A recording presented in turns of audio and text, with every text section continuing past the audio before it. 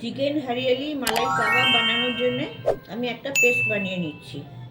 500 গ্রাম boneless চিকেনের জন্য আমি 1 মুঠো ধনেপাতা আমি মিক্সিতে দিয়ে দিচ্ছি। যতটা ধনেপাতা দিয়েছি তার 1/4 পুদিনা পাতা দিচ্ছি। এখানে 2 ইঞ্চি আদা টুকরো করে কাটা আছে আর 15-16টা রসুনের কোয়া আছে, এগুলো দিয়ে দিচ্ছি। 5-6টা কাঁচা লঙ্কা দিয়ে দিচ্ছি। ঝালটা নিজেদের স্বাদ অনুযায়ী দেবেন। 1 চা চামচ গরম মশলার গুঁড়ো দিচ্ছি। 1.5 চা চামচ জিরে গুঁড়ো দিচ্ছি। গোলমরিচের গুঁড়ো 1/2 চা চামচ দিয়ে দিচ্ছি। আপনারা সামরিচও দিতে পারেন।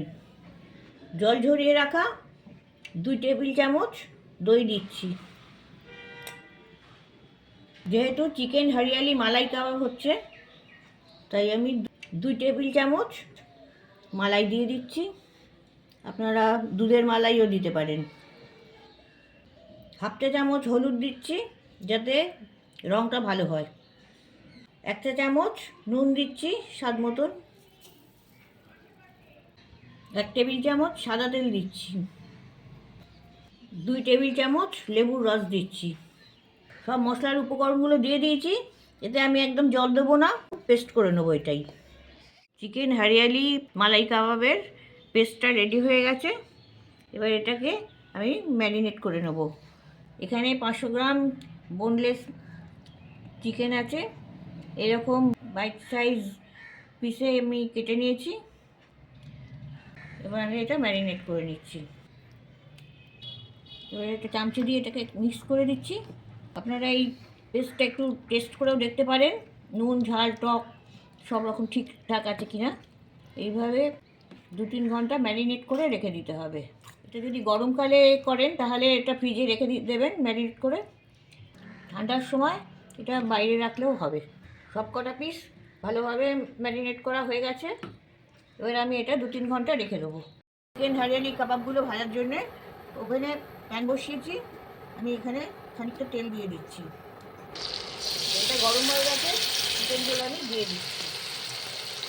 এইভাবে চিকেনগুলোকে ম্যারিনেট করার পর শিকে লাগিয়ে পিকনিকে অথবা বাড়িতে কাঠকয়লার আগুনে গ্রিল করে নিতে পারেন, তাহলেও খেতে খুব সুন্দর হবে।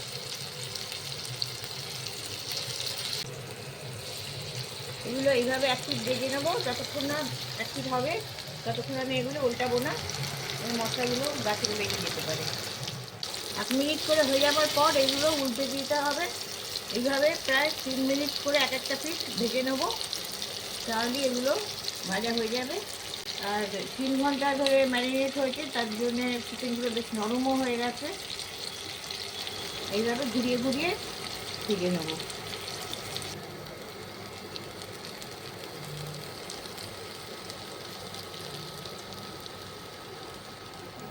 আমাদের চিকেন হরিয়ালি কাবাব রেডি হয়ে গেছে। এবার এগুলো আমি সার্ভ করে দিচ্ছি।